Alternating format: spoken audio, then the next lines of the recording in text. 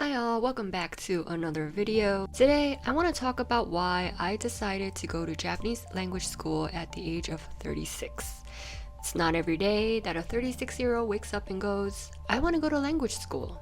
So let's make it happen. So let me give you some context and a little bit of my backstory. I'm about to turn 40 this year, which means I grew up in the 90s and early 2000s.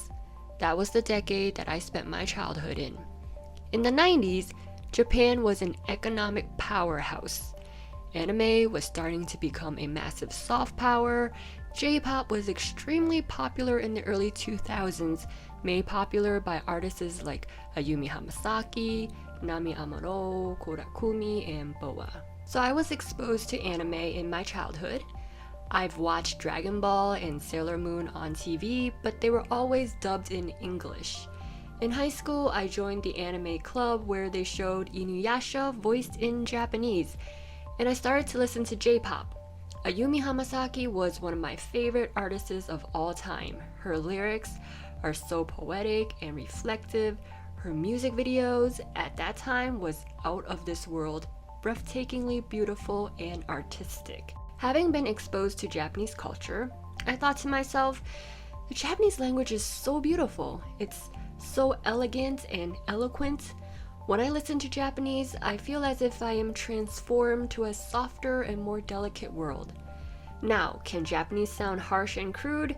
Yes, but in general, Japanese is not a harsh sounding language at all. To my ears, it's a very tender language. So the language piqued my curiosity. Japanese felt like a code that I had to crack. It was an itch I needed to scratch.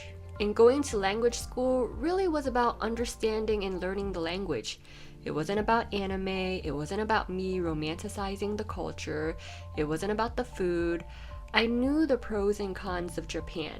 Yes, there are cons to Japan. Nobody really likes talking about them, but they exist.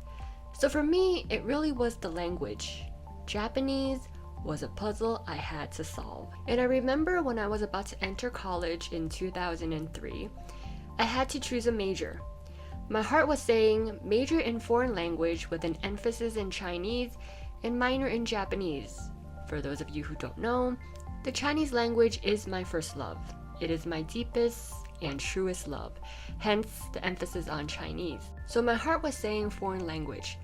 But my mind was saying, let's be practical now. What are you going to do with a foreign language degree?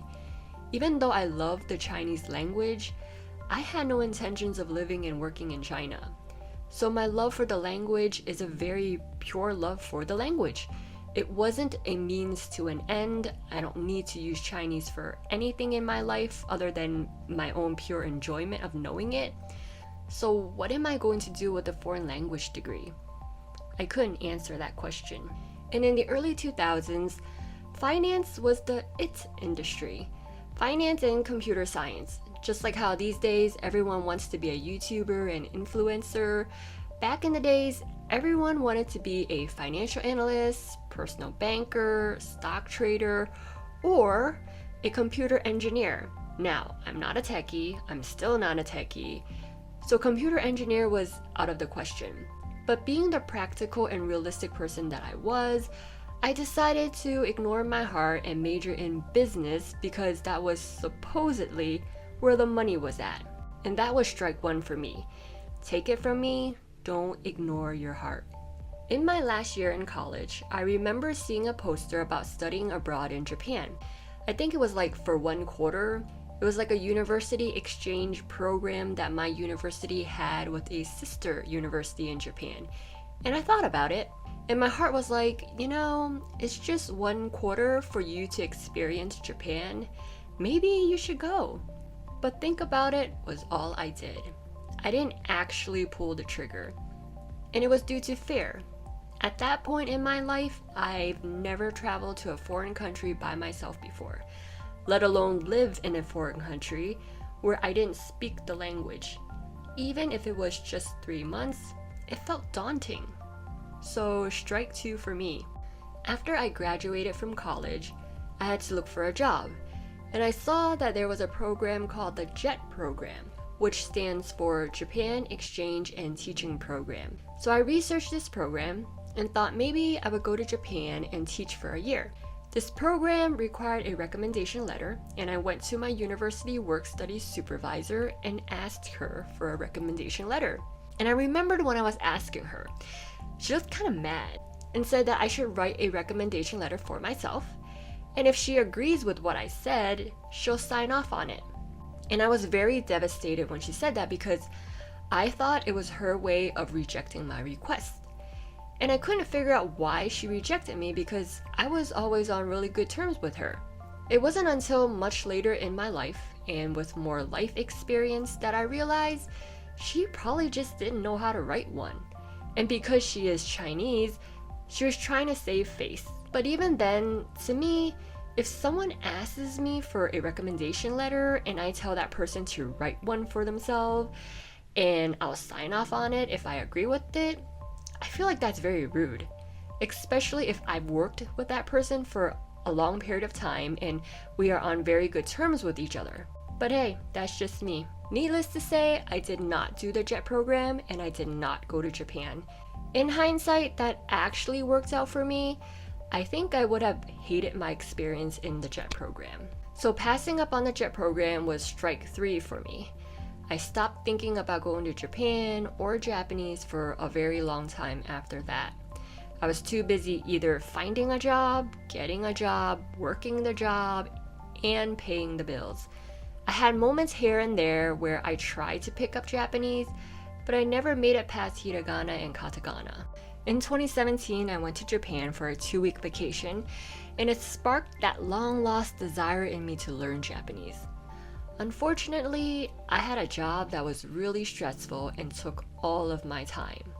11 hours of actual clocking in with a 1-hour lunch break slipped in between, and a 3-hour round-trip commute by driving. That's 14 hours a day. Needless to say, when I'm not working, I just wanted to sleep. So try as I might, I never made it past learning hiragana and katakana. By the end of 2017, I burned myself out at my job, and a year and a half later, I quit. Yes, it took me a year and a half later to quit. At 34 years old, I said, enough is enough. For once in my life, I'm going to go do the things I want to do. Before I leave this world, before I exit this game called life, I want to know how it feels to actually live. And I'm saying this because I have lived a very different life than anyone I've ever met. So I told everyone that I'm going to go travel and see the world, and it might take me 3 years. It took a lot longer than 3 years, by the way. So at 35 years old, I ended up in Tbilisi, Georgia. It's the country right below Russia, by the way. Everyone seems to think I was in the state of Georgia. No, it's actually a country all the way on the other side of the world. I was living in this co-living space with a whole bunch of digital nomads and entrepreneurs. I met a lot of interesting people there, people who lived outside of the box. While I was there, I did nothing but sleep and whatever I felt like doing. And I was there for like 4.5 months. And since I had so much free time, I tried to pick up Japanese again. But I couldn't, for the life of me, get past hiragana and katakana. I just couldn't retain the information. There was something that wasn't clicking, or maybe my brain was still short-circuited from my burnout. So I woke up one day in Tbilisi, Georgia, and thought to myself, why not go to Japan and go to language school? Like, what's stopping me from doing that? And the answer was, nothing. Nothing but my own fears and trepidation is stopping me. And I thought about it for a while, and my inner dialogue was like, you said you wanted to live your life for once. That means you have to go out and do some gosh darn uncomfortable things. Because if you keep doing what you've always done, you're only going to keep getting what you've always gotten. And what have you gotten in life? Not much from what I can see. So, I went back to the States, applied for language school, and 6 months later, I got my student visa. By the time I was physically in Japan, I was already 37 years old. Moral of the story: don't wait 18 years to go after your heart's desire. If there's something you want to do and this is a genuine desire you have, you're not doing it because your parents told you to, your teachers told you to, society told you to, the government told you to, your friends told you to. No, this is something that truly comes from within you, then by all means, you have to go after it. You don't really have a choice. It's not a choice. That desire will not go away. That is an itch you will have to scratch, even if it means scratching it 18 years later. But don't be like me. Don't wait 18 years to do something you truly want to do. Because you never know, you might not have 18 years. My schoolmates asked me one time if it was worth going to language school because they think I was wasting my time, my money, my energy going to language school at my age and then leaving after only 6 months. And I said to them, it is not a waste of anything. I had a desire to go to Japan and learn Japanese since I was 18, 19 years old? I would much rather say I finally went at 37 than to one day lie on my deathbed and think to myself, I wish I did more of the things I wanted to do in this life. And I wish I went to Japan to study Japanese. I wish, and now I am out of time. Sometimes we are so caught up in the day-to-day nitty-gritty details of living that we forget to zoom out and see life from a bigger perspective. I would much rather say that I have done it late than to not have done it at all. And let me address the elephant in the room that most people love to ignore. Don't think you have forever to do something. Don't wait 18 years the way I did. People like to throw statistics around and say the average lifespan for a man is 80 years old and for a woman is 84 years old. And so they automatically assume that that means they get to live until they're 80. And they think they have plenty of time to do what they want to do. That is a fallacy. Just because the average lifespan is 80 doesn't mean you get to live until you are 80. And I'm not trying to jinx anyone here, but I've seen a lot of people exit this world in the almost 4 decades that I've been alive. Most of them did not make it to 80, like not even close. I had a colleague. She was 1 year younger than me. She passed away November 2023, and she was only 37 at the time. We were hired at the same time, started the job at the same time, went through training at the same time.